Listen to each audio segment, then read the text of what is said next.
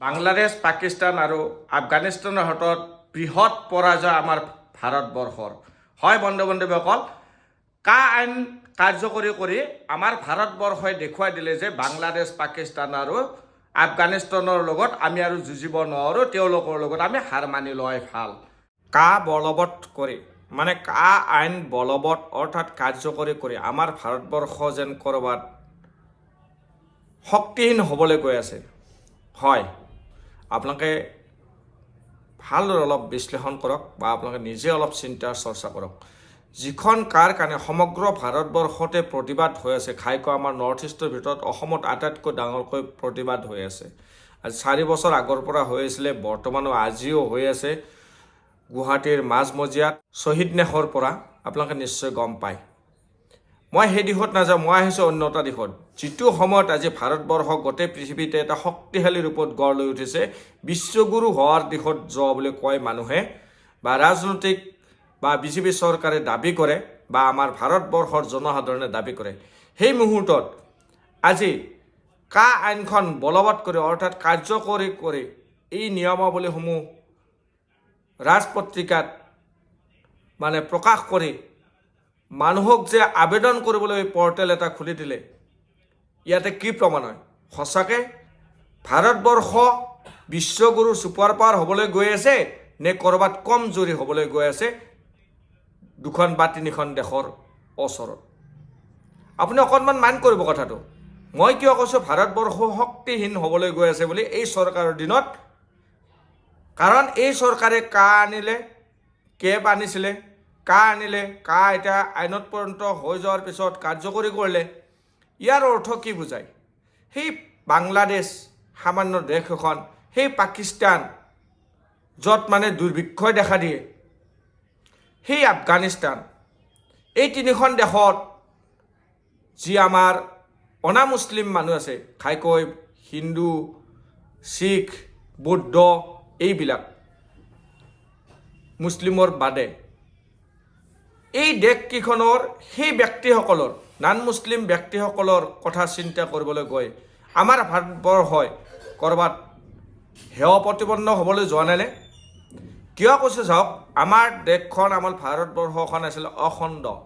আৰু ঘাইকৈ 1947 যেতিয়া ভাৰতবৰ্ষ স্বাধীন হৈছিলে, আমাৰ ভাৰতবৰ্ষ স্বাধীন হোৱাৰ একদিন আগত পাকিস্তানে লৈ গ'ল পাকিস্তান নামেৰে।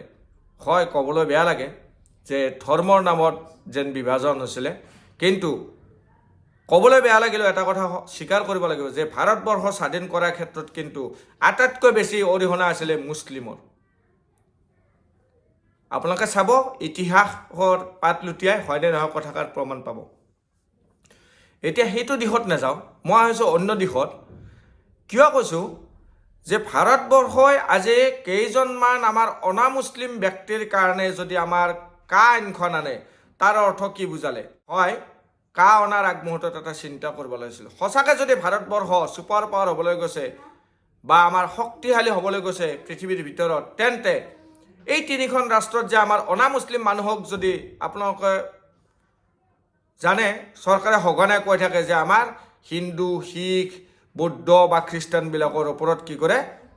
অত্যাচাৰ চলাই আছে আফগানিস্তান, পাকিস্তান আৰু বাংলাদেশত।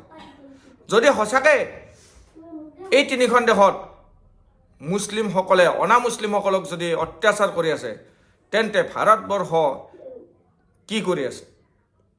একমাত্ৰ সমাধান এইটোৱে নেকি যে কা আনিব আৰু তাৰ পৰা আমাৰ অনামুছলিমখিনি লৈ আহি ভাৰতবৰ্ষত ঠাই দিব? এই নেকি আমাৰ ছুপাৰ পাৱাৰ? এই নেকি আমাৰ ভাৰতবৰ্ষৰ পাৱাৰ? যদি সঁচাকৈ ছুপাৰ পাৱাৰ হয়, সঁচাকৈ বিশ্বগুৰু হয়, তেন্তে কামে কাজে লাগে দেখুৱাই দিব লাগে যে আপোনালোকে যদি আপোনালোকৰ দেশত আমাৰ মানুহক অত্যাচাৰ চলায়, তেন্তে তাৰ আমি প্ৰতিশোধ ল'ম। আপোনালোকে কথাষাৰ চাব অকণমান চিন্তা কৰি, হয়নে নহয় কথাষাৰ? যদি আজি বাংলাদেশত অনামুছলিম মানুহক যদি অত্যাচাৰ কৰে, তেন্তে বাংলাদেশক আমাৰ ভাৰতবৰ্ষই কিয় সহায় কৰে বিপদৰ সময়ত? পাকিস্তানক কিয় সহায় কৰে বিপদৰ সময়ত? পাকিস্তানে কেনেকৈ সাহস পালে আমাৰ অনামুছলিমক অত্যাচাৰ কৰিবলৈ? তাৰ প্ৰতিশোধ কিয় নলয়? ৰাজনৈতিকভাৱে, আৰ্থিকভাৱে বা অন্যান্য ভাবে ৰাষ্ট্ৰসংঘত কিয় উত্থাপন নকৰে আফগানিস্তানত কিয় আমাৰ অনা মুছলিমক তাতে অত্যাচাৰ কৰিব যদি সঁচাকৈ তেনেকুৱা হয় আপোনালোকে জানেনে এখন ৰাষ্ট্ৰ যিখন ৰাষ্ট্ৰত চাইকেল চলাবলৈ হ'লেও লাইচেন্স লাগে সেইখন ৰাষ্ট্ৰ পৃথিৱীত মানে আনকমন আপোনালোকে যদি নাজানে নামটো কৈ দিছোঁ চাব ইজৰাইলৰ যদি যিকোনো ইহুদী পৃথিৱীত যিকোনো ঠাইতে থাকক আৰু তেওঁলোকক যদি অত্যাচাৰ কৰে তাৰ প্ৰতিশোধ লয় আৰু আমাৰ ভাৰতবৰ্ষই চকু মুদা কুলিৰ নিচিনা কা আইন আনিবলৈ গৈছে কা আইন আনি কিনে কি বুজাইছে যে আমাৰ ভাৰতবৰ্ষ কমজোৰি তোমালোকে তাতে অত্যাচাৰ কৰি থকা আমি মানুহখিনি লৈ আহি থাকিম আৰু এইফালে আৰ্থিক সাহায্য আগবঢ়াই থাকিব কিয় যিমান টকা বা যিমান সা সম্পদ পাকিস্তান বাংলাদেশ আৰু আফগানিস্তানক আমাৰ ভাৰতবৰ্ষই সহায় কৰে সেইখিনি যদি তেওঁলোকক সহায় নকৰে আমাৰ ভাৰতবৰ্ষৰ জনগণক যদি আৰ্থিকভাৱে সবল কৰে বা অন্যান্য দিশত যদি সবল কৰে আমাৰ ভাৰতবৰ্ষৰ স্বউদ্যমী আকৌ ভালদৰে নহ'বনে আমাৰ ভাৰতবৰ্ষত দুৰ্ভিক্ষ থাকিব নেকি বা আমাৰ ভাৰতবৰ্ষত দৰিদ্ৰ থাকিব নেকি নিশ্চয় নাথাকে গতিকে বিজেপিয়ে ক'ৰবাত এই আইনখন কাৰ্যকৰী কৰিবলৈ গৈ আমাৰ ভাৰতবৰ্ষক 40 কোটি জনগণক বিশ্ব দৰবাৰত লজ্জানত কৰা নাই আপোনালোকে অনুভৱ কৰিছেনে নে নাজানো মই কিন্তু ব্যক্তিগতভাৱে মোৰ মাইণ্ডেৰে ঢুকি পোৱালৈকে মই সেইটোৱে অনুভৱ কৰিছোঁ ভাৰতবৰ্ষ বিশ্বগুৰু নহয় ছুপাৰ পাৱাৰ নহয় বাংলাদেশ পাকিস্তান আৰু আফগানিস্তানৰ ভৰিৰ তলত যেন গৈ আছে কামে কাজে এনেকুৱা লাগে যদি ইমানে শক্তিশালী হয় আমাৰ ভাৰতবৰ্ষ আৰু ভাৰতবৰ্ষখন জানে আপোনালোকে সেকুলাৰ ষ্টেট ধৰ্মনিৰপেক্ষ দেশ আপোনালোকে আৰু আটাইতকৈ এটা ইণ্টাৰেষ্টিং ঘটনা গম পানে পাকিস্তান যে জন্ম হ'ল পাকিস্তানক কোনে জন্ম দিয়াইছিল সি আলী জিন্না নহয় জানো আলী জিন্না কোন আছিল অৰিজিনেল মুছলমান আছিলে নেকি তেওঁ হিন্দু ব্যক্তি নাছিল জানো তেওঁ আছিল এজন হিন্দু ব্যক্তি কিন্তু কিহৰ কাৰণত মুছলিম হ'বলৈ পালে কিয় মুছলমান হৈছিলে এই বেকগ্ৰাউণ্ডবিলাক আপোনালোক অকণমান চাবচোন আমাৰ হিন্দুস্তান বা ভাৰতবৰ্ষ যিয়ে কয় আজি হিন্দুস্তান বা ইণ্ডিয়া নাম হলাই কিনে আপোনাৰ ভাৰতবৰ্ষ কৰিলে সেই আপোনাৰ সমাধান হৈ গ'ল তেনেকুৱা নহয় ইণ্ডিয়া নাম থাকি যাওক কোনো অসুবিধা নহয় ভাৰতবৰ্ষ ইণ্ডিয়া যিয়ে কয় কওক বা হিন্দুস্তান কয় যি কয় কওক তাত আপত্তি নাই কিন্তু আমাৰ হিন্দুস্তানত অৰ্থাৎ আমাৰ ইণ্ডিয়াত হিন্দু মানুহ আজি পৰ্যন্ত কোনো কি এই হোৱা নাই নেকি হিন্দু মানুহে হিন্দু মানুহক তিৰস্কাৰ কৰে এও নিজ এ উচ্চ এই শূদ্ৰ এই ব্ৰাহ্মণ এই অমুক আমাৰ মাজতে যেতিয়া একতা নাই উচ্চ নিজ যেতিয়া আহি যায় তেতিয়া বাহিৰৰ ৰাষ্ট্ৰই কি সাহস নাপাব আজি চাওক আলী জিন্নাৰ উদাহৰণটো দিলে আলী জিন্নাই অৰিজিনেলি কিন্তু হিন্দু ব্যক্তি আছিলে চাব হয়নে নহয় আপোনালোকে ইতিহাসৰ পাত লুটিয়াই চাব সেই আলী জিন্নাই হিন্দুৰ পৰা মুছলমানত কনভাৰ্ট হৈ আজি পাকিস্তানৰ জন্ম দিলে হিন্দুৰ পৰা মুছলমান কনভাৰ্ট কিয় হৈছিল ৰাজনৈতিক কেৰিয়াৰৰ কাৰণেতো নহয়